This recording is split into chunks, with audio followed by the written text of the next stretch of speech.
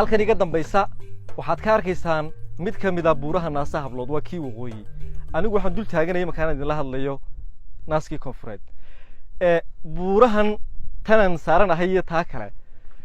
waxay u dhow yihiin magaalada Hargeysa oo waa tan idin muuqata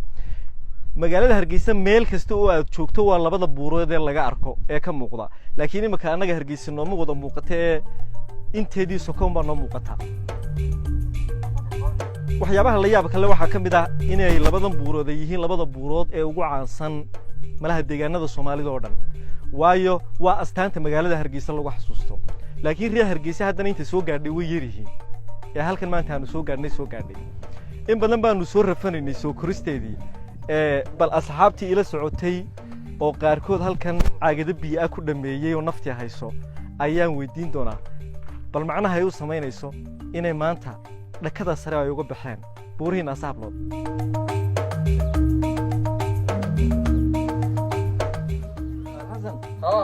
لا جنبي كادنت والله way ka dhanta hadaan moodeysaan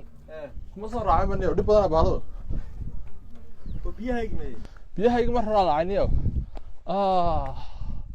hala sheega kuma qajire sheedana waa ka arki jir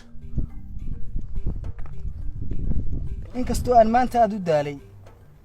anigoo ka bixi jiray buuraha sanaaga ugu dhaadheer iyo calaheeda mari jiray oo ku dhashay wiliba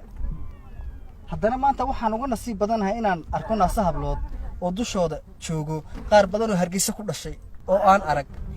halkan goodbye waxa galaan ma halkan waraaba galaan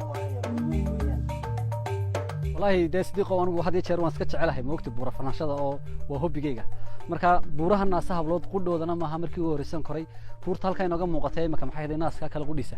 maxay haday dhowr jeer baan soo koray inkastoo dushiisa daanyar ku nool yihiin soo shiideen marka waa ilaahay mahadi waa goob dalxiiska ku fiican runtii jimicsiina